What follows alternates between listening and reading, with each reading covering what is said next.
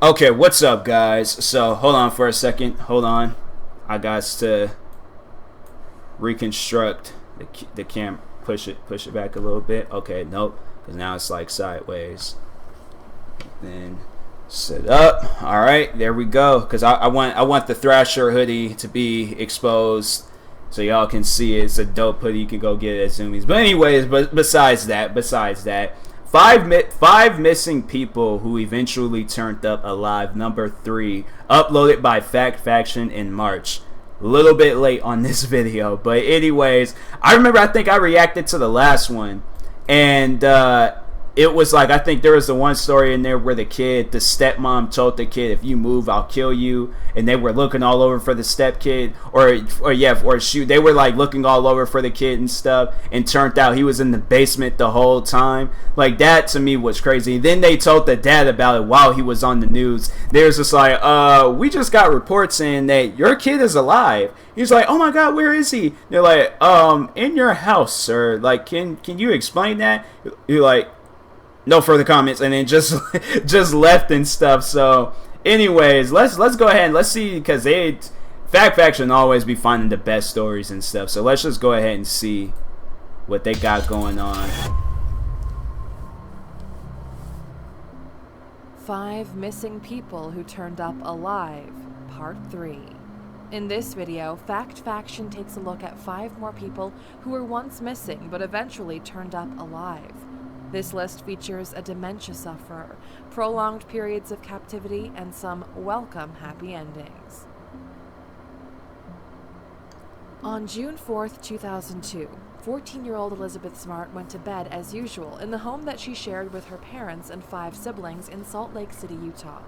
In the early hours of the following morning, she was kidnapped by a man who illegally entered her home. Wow. She shared the room with her 9-year-old sister, Mary Catherine, who disturbingly heard the entire scene unfold while she pretended to be asleep. Wow. Too scared to intervene, she was left to listen fearfully as she watched her sister get dragged away.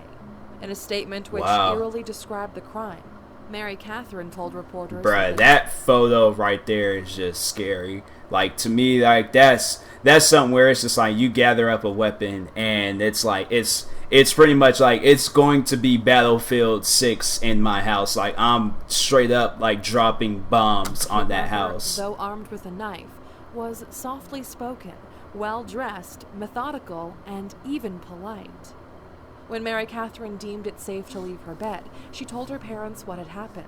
They initially believed that she was having a nightmare and searched the home for their daughter.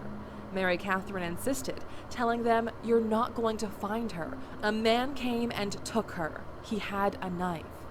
After realizing the truth, the family contacted the police and a hunt for the kidnapper began, with a bounty set at $250,000. Wow. For 4 months, all searches led to false starts. In October, Mary Catherine claimed that the voice she had heard during the kidnapping was familiar to her. The Smart family had a reputation for helping unemployed people by kindly allowing them to work on jobs at their home. One of these men, known to the family as Emmanuel, allegedly sounded just like the man who had taken Elizabeth. Police released an e-fit of this man to the public.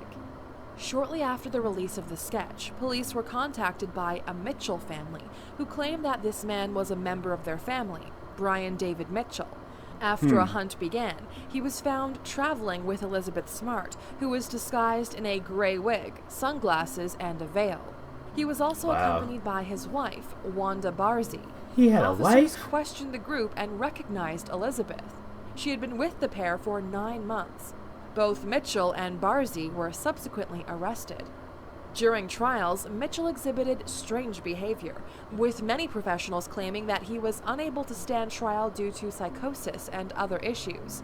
During one hearing, he screamed at a judge, compelling him to, quote, "forsake those robes and kneel in the dust." Many of his claims and behaviors were related to his Christian religious fanaticism, which he would often preach about on the street throughout his life. But I'm like, kidnapping a girl, like, that's the type of stuff where I'm like, all right, like, you taking that thing a little bit too serious. That kind of like, that seemed like some stuff like, what was that one character from the movie The Mist? And she was like all like biblical and all religion and things. And I'm like, listen, go ahead, You know, because I would have to say I'm religious, but I'm not going to be that religious to where I'm kidnapping people and sacrificing people and stuff like that. To me, I'm like, nah, that's a no can do for me, my friend. Release. Elizabeth revealed many disturbing details about her treatment. In line with his odd beliefs, Mitchell would write his own scripture and ask Elizabeth to read it aloud. He would also pray for the two to have sex before raping her. Wow. Sometimes numerous times a day during the entire 9-month period. Mitchell himself believed he was the chosen soldier to fight the Antichrist. For months, Elizabeth was kept in the woods near Salt Lake City and repeatedly molested, assaulted, and treated like a slave. On the day of her kidnapping, Elizabeth was forced to undergo a makeshift wedding ceremony, becoming what Mitchell believed to be his second wife. Wow. He allegedly hoped to gather a total of 7 wives throughout his life. Around 6 weeks after her kidnapping, in a conversation with Mitchell, Elizabeth mentioned her 15-year-old cousin. Mitchell later attempted to break into the cousin's home in order to kidnap her. He failed to do so. Elizabeth was often left chained to a tree for days. And made this into a Lifetime movie. See, I don't know. Like, that didn't happen to my kid. Like, you can make a story similar to it, but I don't want it to be exact. Like, this is a traumatizing situation in my life. I don't know. I don't think I could have been, like, sold the rights or however that's process works out to have it become a movie and things. Like I say, you can make it like a similar story, or you can, like, I guess, like, do that story, but don't use our names, don't have it be about us, change it up if you need to, because something like that, we don't need to have it like, oh, okay, let's put that back in our head again. It's no. For the majority of her ordeal, she lived with her kidnappers in the woods. At one point during the 9 months, she could hear her uncle calling out in one of his many routine searches. He looked like that one, what was that one guy, the Charles Manson? He kind of looked like him a little bit. Her family, as he'd so often claimed. She was too scared to shout for his attention. She would habitually avoid shouting for help, terrified of the consequences for her family. On the rare occasions they would go elsewhere, Elizabeth was made to wear a headscarf. Wow. During one of these outings in a city library, an officer who suspected that the scarfed girl was Elizabeth approached Mitchell. Mitchell managed to convince the officer that she was, in fact, his daughter. In November 2009, Wanda Barzi was sentenced to 15 years for her role in the kidnapping. Wow. Ryan David Mitchell was handed a sentence of life without parole. Wow. Elizabeth is now happily married with 2 children of her own and often speaks publicly about her ordeal. That's crazy. Yes, dang. I didn't know he would get life.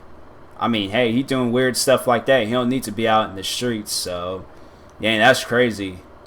Then it's just like then the wife, I don't even know what her situation was, like, that was married to the guy. Like, so you just allow your husband to just go out, kidnap girls, rape and molest them, and you cool with that? Like, that's not going to raise an eyebrow and have you go out, buy a gun, and shoot this man. Because, I mean, like, yeah, don't kill him, but just get to the point where it's just like, you need to understand, like, this ain't right, and this is kind of crazy. Like, that's the 15 years for her. I don't know. Like, that might have been a little bit too light for her, because it's like, okay, you actually seen this stuff go down. You just allowed it to happen. So it's come on now. It's just messed up. Adopted at 4 years old after being placed in an orphanage at the age of 6 months, Steve Carter saw no need to hunt for his biological parents. But when he found a picture on a missing children's website, he was shocked by what he found. An estimated composite image of a missing child looked a lot like him. This person, named Marks Panama Moriarty Barnes, had been missing for 34 years. But now he was found, and he had found himself. After digging deeper, Steve discovered that he was, in fact, Marks himself, and had been kidnapped by his own biological mother at only 6 months old. She claimed to be heading to the store, but never returned. A sufferer of mental illness, this is the second time she had disappeared with her son. The first time, she returned after a while. On the second occasion, after 3 weeks, Steve's biological father filed a missing persons report to no avail. He also searched the island of Hawaii where the 3 lived, but could not find his missing son. Unknown Wow. to Steve's father, Steve's mother had taken their child to a stranger's home. When authorities finally intervened, Steve was placed into care in a home only 50 kilometers from where he had lived with his parents. His mother was institutionalized in a psychiatric hospital. She disappeared a few days later and has not been seen since. Although Steve lived a happy and comfortable life with his adopted parents, he claims that some details always aroused suspicion, including the fact that his birth certificate was created when he was aged 1 year old. After a DNA test confirming his identity, Steve called his older half-sister. She admitted that she assumed her brother to be dead. Despite this, she had optimistically encouraged police to continue the search, which led to them posting images online. Steve then found one of these images. Had it not been for her insistence, Steve Carter would still be ignorant of his true identity. That's crazy. That would be crazy. Like, you look yourself up online, or you, like, I don't know, somehow see a missing photo thing, and then it's you. And I'm like, wait a second. Because honestly, if that were, that would be crazy. That would happen to me right now. I look online, my face, and then all of a sudden they're all like, this man has went missing 22 years ago and stuff. Then I'm like, dang, that's, well then yeah, I'm like, that's crazy. Like that's seriously insane. Like I would be kind of scared, because I'm like, all right, well, I need to come up with a game plan and get up out of here. Like, of course, like I'm taking my video games and all that stuff, but that's, wow, that was all like, or like that would, yeah, I'm like, I don't know, I wouldn't, I'm like, nah, I gotta see some proof first. I'm like, blood test, DNA, because now I feel like somebody probably do some more weird stuff like that coming underneath this video. But like, I've been watching you for the past 2 years now, you're my long lost son. I'm like, get up out of here. You better like do a DNA test or something. But anyways. On June 10th, 1991, 11-year-old Jaycee Dugard was kidnapped while walking home from school. Snatched from just outside her home in South Lake Tahoe, California, she spent 18 years in captivity, renamed Alyssa, and held in a backyard shack at the rear of her captor's home. Her captors were Philip Garrido, a convicted rapist, and his wife, Nancy. They transported her almost 200 kilometers to their home in San Francisco. In her almost 2 decades of captivity, Wow. Jaycee was repeatedly raped and tortured. Immediately after kidnapping her, Garrido forced Dugard to take a shower with him. She was wearing handcuffs, which she continued to wear for her first week with the pair. Garrido later explained to Dugard that demon angels had permitted him to take her, and that she was there to help with his sexual problems. He claimed to be a servant of God. He also kept a religious blog. He's just like the first guy. Insisted that he was able to control sound with his mind. During methamphetamine binges, Garrido would make Jaycee attempt to listen to the voices he could hear in his head. He would dress Jaycee up and make her cut images. Like, yeah, after that, then I'm like, yeah, that explains his situation. And then it explains why his wife looked the way she did. They were just high. Out of pornographic magazines. Garrido and his wife, on 2 occasions, gave kittens to Jaycee, which then disappeared without explanation. Jaycee was also not permitted to write or say her name during the majority of her ordeal. Around 3 years into her captivity, Jaycee was freed from her handcuffs, but continued to be kept in a bolted room. Wow. She was informed that she may be pregnant. She gave birth to 1 child at the age of 14 and another at the age of 17. Both were the result of Garrido's repeated rapes.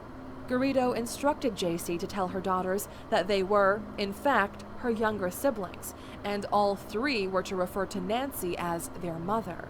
Wow, that's Jaycee crazy. kept herself busy during the rest of her captivity by caring for her daughters. Though their living quarters changed throughout the years, they spent most of their time living in an area in the backyard, consisting of sheds, tents, and a high fence. One of these sheds was soundproofed and used by Garrido to write, sing, and record religious songs and romantic country tracks. In August 2009, over 18 years after kidnapping Jaycee, Garrido visited an FBI office with a 4-page essay claiming he had unlocked the secrets to helping people who were tempted by sex crimes. On the same day, he visited a University of California office, accompanied by Jaycee's 2 daughters. He requested to hold a special religious event about his findings. Their suspicion arose, and police got involved before discovering Jaycee and her daughters. When first questioned, Jaycee claimed to be on the run from a fictional husband, claiming that Garrido was her savior. She maintained her false identity as Alyssa, telling officers that Garrido was a, quote, changed man, in spite of his previous sex offense convictions. She also told officers that Garrido was, quote, good with her kids. After further questioning, the truth became apparent. After his arrest, Garrido has continued to insist that he is a changed man, writing many documents relating to the rehabilitation of schizophrenics, claiming that his previous actions were disgusting. He told reporters that the rescue of Jaycee is a, quote, powerful, heartwarming story. Both Nancy and Philip Garrido were sentenced to life in prison. Bro, he looked like a Jim Carrey's crazy brother or something. Well, wait, they were story. Both Nancy and Philip Garrido were sentenced to life in prison. Wow. Jaycee continues to raise her daughters, who, so indoctrinated by their entrapment, cried when they heard of their father's arrest. Jaycee and her story have been the subject of many documentaries and 2 autobiographies. That's crazy. Like, yeah, that's it seemed just like the first case, but yeah, it's like, cause if you, and then it's just like that, I don't know, that just doesn't seem right. Because the first case, the woman only got 15 years, and then this one, they both got life. I feel like it was the same in both situations and stuff. Like, you'd seen this stuff happening and things, and just allowed it to happen. So, like, I still think that the first girl, she could have got a little bit more time and stuff. Maybe life like this one, but I feel like 15 years, come on now. Like, that's... When 9-year-old Gregory Jean Jr. visited his Atlanta-based father in 2010, he never returned. His mother declared him missing, but Child Services were unsure of where to look. They did not inform police of the disappearance. The mother, too, refused to notify police, seemingly because she was afraid to do so. Believed to be an immigrant from Haiti, she may have been fearing potential deportation in the event of contacting police. Gregory was later discovered, hidden behind a false wall in a cupboard of the home he'd come to visit 4 years earlier. For the entire duration, he had been held captive by his father and stepmother and treated like a slave. Wow. He was forced to clean the house and the yard and was routinely beaten with a stick. Though his initial treatment was not too shocking, the situation progressively became worse. The pair allegedly kept Gregory in order to avoid having to pay child support. Aged 13 upon his discovery, he told reporters, quote, any little thing and I would get a whooping. My stepmother made me write out words from the dictionary in a school book every morning, and if I did not finish the words before 8:45, I would not get any food for breakfast, and if I had not finished by 12, I would not get anything to eat for lunch. Wow. Gregory was forced to sleep in the garage with only a thin blanket while his step-siblings enjoyed a normal and comfortable life inside the family home. He was also banned from celebrating Christmas as a punishment for talking. He was starved, beaten, and humiliated, and often forced to use a bucket as a toilet. Allegedly, the family would often watch him defecate. On another occasion, he was stripped naked and forced to wear a diaper. He claims to have cried almost every night, but kept faith that he would be rescued by his mother. Gregory managed to save himself by sending a Facebook friend request to his mom, which alerted her to his whereabouts. He was then able to call his mother, who contacted police. Gregory's father and stepmother were charged with child cruelty and false imprisonment, but Gregory begged for mercy on their behalf, telling reporters, I just want to be free to live my life and let them live theirs. Gregory is now happily living with his mother once again. That is insane. By your own dad. Like, that's crazy, man. That's seriously crazy.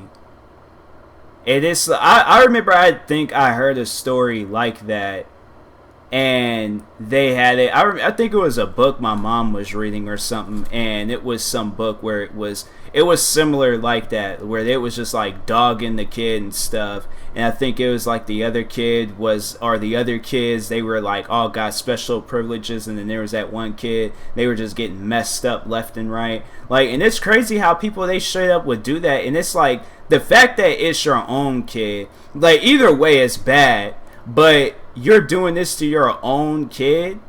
That's, to me, then it's just like, then the stepmom, like, you know, being a part of it too, like that, I don't know about that. That's that type of stuff where I'm like, you better hope, you know, when I get old enough, I'm still holding this and things as like a grudge, because if I do, like, man, I'm beating you with a stick. All right, that's crazy. When 73-year-old Robert McDonough went missing from his Maine home in May of 2013, searches began almost immediately. The man, who suffers from dementia, could not be located in searches of the nearby woods, which included sniffer dogs and an infrared helicopter. 14 hours later, a news team were ready to report upon his disappearance in the hope that members of the public might be able to help. Just before filming began, a man casually approached the crew with his hands in his pockets. That's crazy. Unbelievably, this man was Robert himself. He began to talk with reporters, confirming his identity. That is crazy. Hello. How are you? Yeah.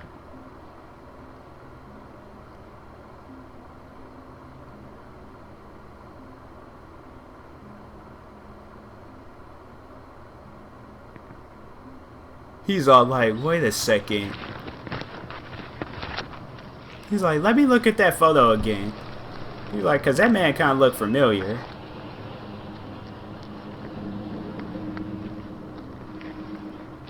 In the video, he tells officers that he is not hurt and instead feels safe and well. It is believed that he wandered into the woods and got lost before finally returning the next day. Dang. Robert has no memory of why he left his home or where he slept.